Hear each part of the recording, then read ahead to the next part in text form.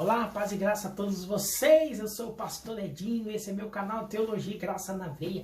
Que bom ter você aí assistindo esse vídeo, eu tenho certeza que essa mensagem abençoará a sua vida, sua casa, sua família e o seu ministério, por que não abençoando mais vida quando você se inscrever, compartilhar essa mensagem com alguém, enviar esse vídeo para alguém que está precisando desta palavra e deste conselho, certamente. O tema desta mensagem, deste vídeo, com um propósito para você, para abençoar você, sua casa, sua família e seu ministério, é que igreja nenhuma é mais poderosa que a sua família. Quando tem entendimento, quando adquire conhecimento e informação, você entende os planos e os propósitos de Deus. Até porque Deus constituiu primeiro a família e 4.000 anos depois, Deus constituiu a sua igreja por intermédio do seu Filho amado Jesus de Nazaré, o Cristo, o Messias, o Salvador. Com base nas Escrituras, eu quero compartilhar com você primeira carta de Paulo a Timóteo. Timóteo que foi um obreiro, foi um pupilo, que foi um discípulo do apóstolo Paulo. Paulo que escreveu 13 epístolas, que orientou obreiros, Paulo que orientou as igrejas, que doutrinou as igrejas, que inaugurou as igrejas, que constituiu igrejas no princípio, né? A igreja primitiva. Paulo, príncipe dos apóstolos, ele escreveu assim na sua primeira epístola para Timóteo, no capítulo 5 e o versículo 8. Olha que orientação extraordinária, e eu tenho certeza que Deus vai falar ao teu coração. 1 Timóteo capítulo 5, versículo 8, que vai nos dizer assim: olha, se alguém não tem cuidado dos seus, especialmente dos da própria casa, tem negado a fé e é pior do que um descrente. Observe que Paulo está orientando a Timóteo a sua base, a sua formação, que orientando a Timóteo para evitar daquela coisa do ortodoxo, daquela coisa exagerada, não é? Porque à medida que nós entramos, as pessoas entram para uma igreja, vai absorvendo muita informação, muita fé, muita graça. E se os seus, as famílias, né, os seus do convívio, do dia a dia, a sua parentela, não professa a mesma fé, não tem a mesma visão, não tem o mesmo entendimento, não frequenta o mesmo culto, a mesma igreja, provavelmente pode haver muitas divergências de opiniões teológicas, doutrinárias e, por que não, espirituais. É um grande problema, é necessário o amadurecimento do entendimento, não é? Pois bem, eu preciso dizer para você nesse vídeo, nesta mensagem, entenda uma coisa: não há instituição mais poderosa que a sua casa e a sua família. A família veio em primeiro, a igreja veio como consequência da formação da família. A base da sociedade é a família, e a força da igreja também é a família. Famílias saudáveis, igrejas saudáveis, famílias abençoadas e impactadas pelo poder e a glória de salvação do Deus vivo em cada casa, em cada família. Entenda por que a família era tão poderosa. Quando as pessoas ingressam dentro de uma igreja, é porque não está bem. Quando as pessoas frequentam a igreja, é porque está precisando, não está bem, está precisando de uma clínica, de uma restauração, de uma transformação, está realmente num caos da sua alma, da sua espiritualidade. E quando as pessoas entram, ingressam no corpo de Cristo, dentro de uma igreja, de um sistema, não é? Dentro de uma comunidade, naturalmente ela começa a enxergar muito defeito, ela consegue enxergar muito pecado do dia a dia, do cotidiano que as pessoas estão cometendo nos seus no seu dia a dia. A verdade é que aquilo que ela fazia, ela não faz mais, deixa de fazer, e ela começa a repugnar, ela começa a repudiar o tratamento, ela começa a repudiar as coisas que ela fazia, ela não faz mais, e ela começa a discriminar. Provavelmente ela corre o risco de discriminar, repudiar as pessoas que praticam as mesmas coisas, obras das trevas. É necessário um entendimento, é necessário filtrar as coisas, não é verdade? Porque geralmente quando as pessoas ingressam na igreja, pode se tornar um crente ortodoxo, um crente radical. Aí é o grande perigo, é necessário filtro do Espírito Santo para conduzir as coisas, entender que as necessidades encontrarão dentro da sua casa, existirão dentro da sua casa, da sua família, e ele vai encontrar muito defeito, ele vai encontrar muito erro, ele vai encontrar ídolos, ele vai encontrar altares pagãos no seio, no ambiente familiar. Coisas que ele, antigamente, ele não enxergava, que ele não entendia, mas agora, quando entrou a verdade, a palavra, ele começa a entender, ele começa a enxergar, ele começa a ver o paganismo, ele começa a ver o pecado, ele começa a ver a idolatria. É necessário filtrar as coisas, entender que a sua família agora é o teu alvo. E eu entendo, e eu preciso falar para você nesse vídeo, que o melhor ministério, o primeiro ministério de todo pastor, de todo obreiro, de todo homem e mulher de Deus, o primeiro ministério que ele precisa praticar é a sua casa, é a sua família. Quando ensinado para você, ou você entendeu desse jeito, que o seu primeiro ministério é o primeiro departamento que você assume, que você coordena, o primeiro trabalho que você assume, você passou pela escola errada.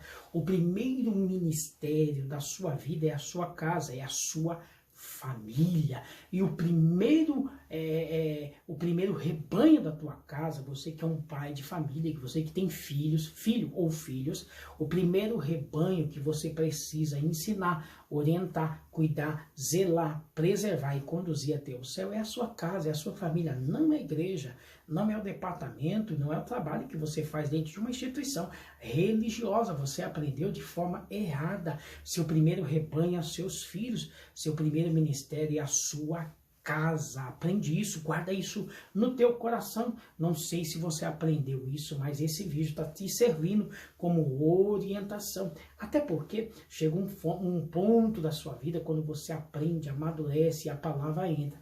Você precisa entender que os necessitados é a sua família, a sua casa, são eles que precisam de Deus, que precisam do Espírito, que precisam de salvação, que precisam de uma palavra por intermédio de quem? Do pastor e da igreja? Não, Senhor, de você, que agora entrou o entendimento e o conhecimento. Quando você entende que a igreja, ela é uma agenciadora, uma agência educadora, que ela é uma discipuladora, não é? Que é um centro, um local de adoração, de entrega, de testemunho, de louvor e de palavra. De lá você recebe, de lá você primeiro oferece.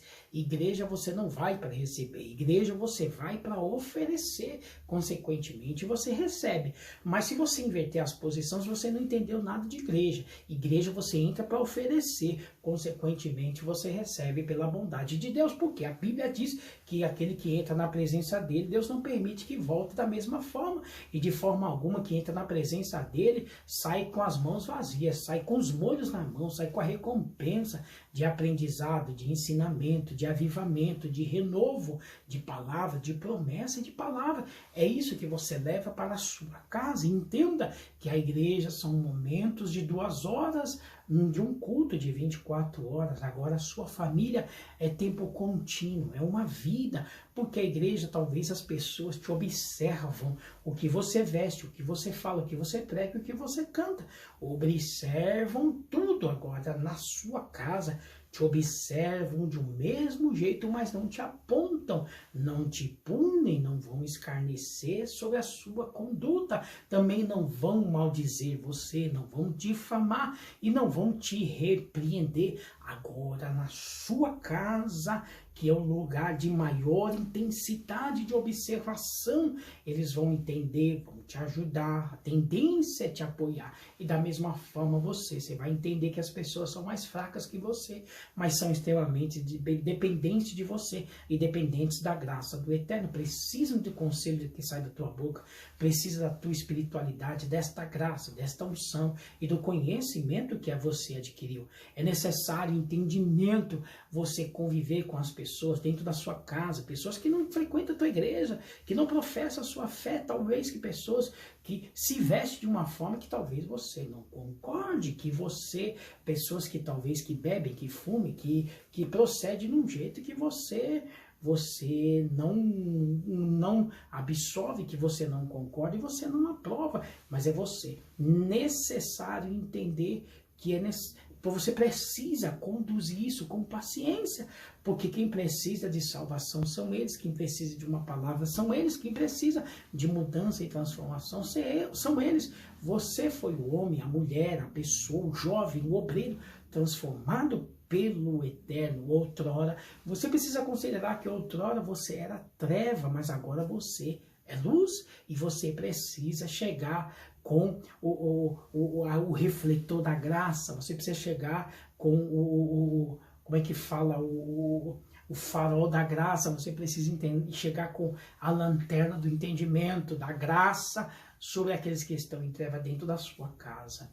A igreja não pode inverter os papéis e você não pode colocar isso na sua cabeça, que a igreja é o ambiente mais importante. A igreja, ela te serviu para te trazer luz, para te trazer entendimento, esclarecimento, mas a igreja não pode ser seu refúgio, a igreja não pode ser seu albergue, a igreja não pode ser seu esconderijo.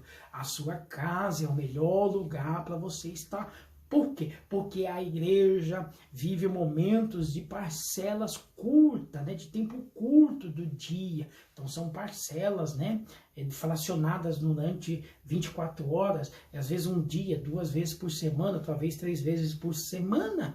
Não é verdade? Agora a sua casa é diariamente. É as pessoas que convivem com os seus defeitos e as suas qualidades. A igreja, algumas pessoas, talvez que está em formação também, se ver algum defeito, talvez te pune, te joga lá embaixo, talvez passam a espada, talvez te criticam, talvez você perde o espaço, talvez você perde palco, talvez você perde você perde luz sobre a sua vida, sobre o seu chamado, seu ministério, você que prega, você que canta, você que lidera, você que pastoreia, você que é homem e mulher de Deus.